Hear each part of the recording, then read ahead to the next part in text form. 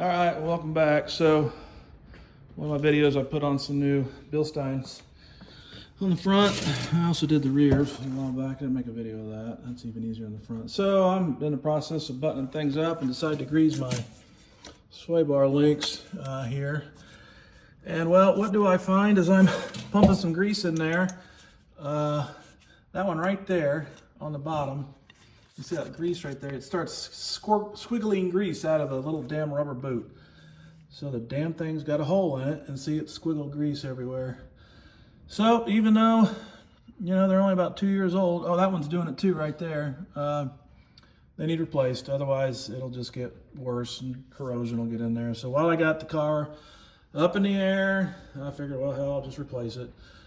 So this time, rather than using what I used before, was some aftermarket shit off Amazon, the GM parts for that they're not great and they're just over expensive. I decided to use some MOOG this time around for the front. So it looks like this right here. It's still got a rubber boot in it, but not as exposed as much. It's greasable. You grease that with some silicone grease. That way it absorbs the heat. As I mentioned before, if you use regular grease or other non-temp, high-temp grease, it'll end up liquefying on you, and you'll have shit on the garage floor. This one comes with some instructions too. So when I'm done here, I'm going to torque it to 60 foot-pounds. These nuts here, and I'll walk through that. And this, I can't remember, but it must be the part number for this front sway bar link. So anyway, going to get to it.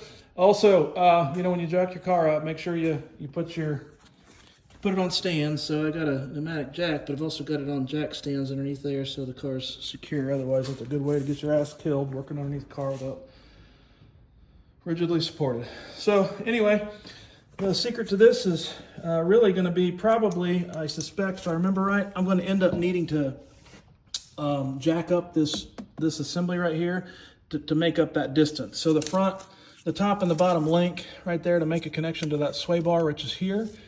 That distance from the bottom to the top, probably going to end up having to jack this up so that distance gets smaller in order to make that connection. I'll video that here in a bit.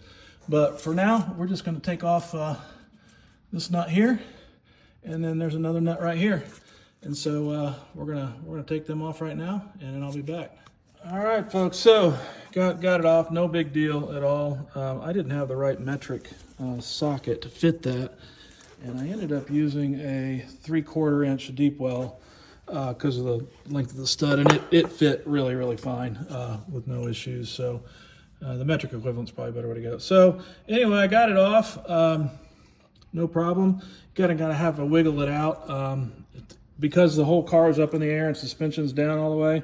Surprisingly, I didn't have to jack anything up. I was able to just wiggle it out. So I pulled the top out first, and then the bottom I just kind of racked this thing over and to get that thing sideways, and then just kind of walk the bottom side out.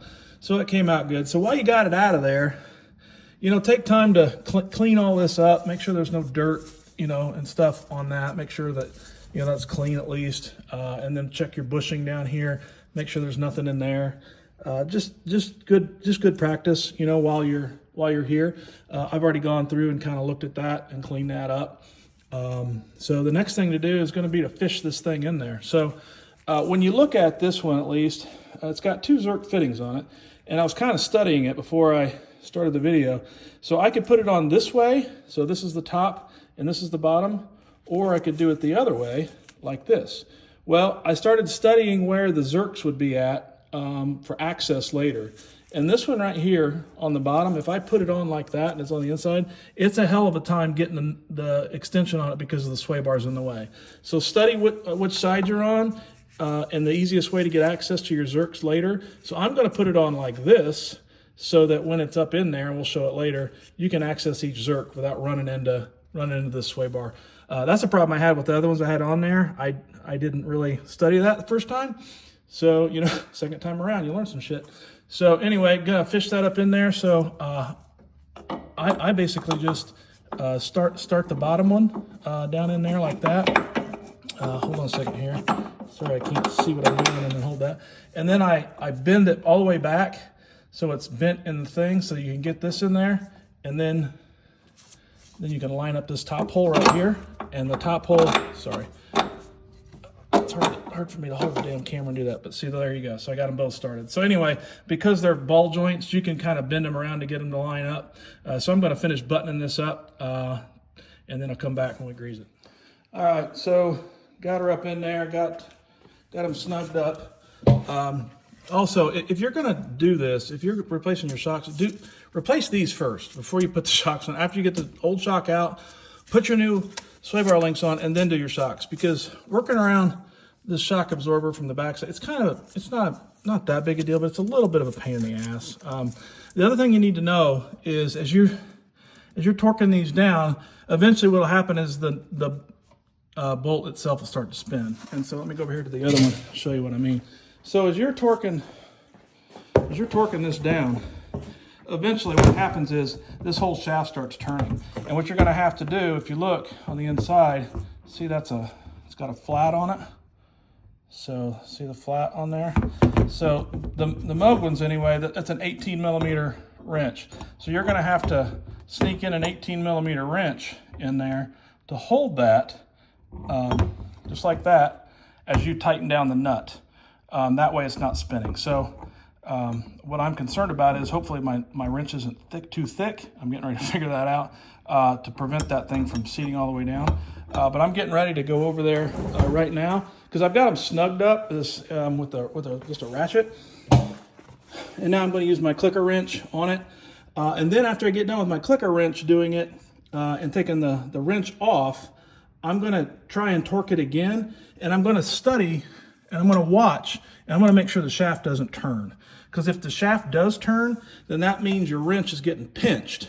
And if your wrench is getting pinched in there and you're getting a torque out, well, you're getting a false reading, because as soon as you get the wrench out, it's going to change the gap. And you'll know a little bit because when you go to take this out, it'll be super hard to get out. It'll be pinched a little bit, but there is rubber there. So there is a likelihood of getting fooled. So don't be fooled. All right, so I greased the bottom one already. I'm getting ready to grease the top one. So the bottom one, I was able to come right straight through here. And just like I said before, make sure you line up your Zerks in the way you can get to them. So it's straight shot right there, no big deal. Same thing with this side here, straight shot right up through there like that, no big deal. So another thing is when you grease this, keep your eye on the rubber boot. And so I've got mine all hooked up. And like I said, you want to use like a silicone grease, high temp grease for this. That way it doesn't leak out. And pump it slow. And just as you start to see the rubber boot swell, just as it starts to swell, that you're done. Don't balloon it up super big. That's not what you want to do. That's probably what ruined my last one. I probably had too much grease in it and it got pinched, to be honest. So I'm just going to keep this on here and so I pump it, and then I'm just going to keep my eyes on it. So there's one pump, there's two pumps, there's three pumps. Oh, see, it just started to move right there. Done. So I'm probably going to stop right there, or maybe just another half a pump. Yep. So all good. So, 2 to 3 pumps is probably all you really need for these. So as you saw, that thing just started to swell, and just give it a little bit more love, and then just call it good. So I'm going to move over to the other side. I've already used my torque wrench, torque this down. As far as pinching the wrench, it didn't get pinched, but I did go back and top torque it with the wrench out just to make sure everything was golden, and it clicked right quick. So we're good there. So left side's done, moving on to the right.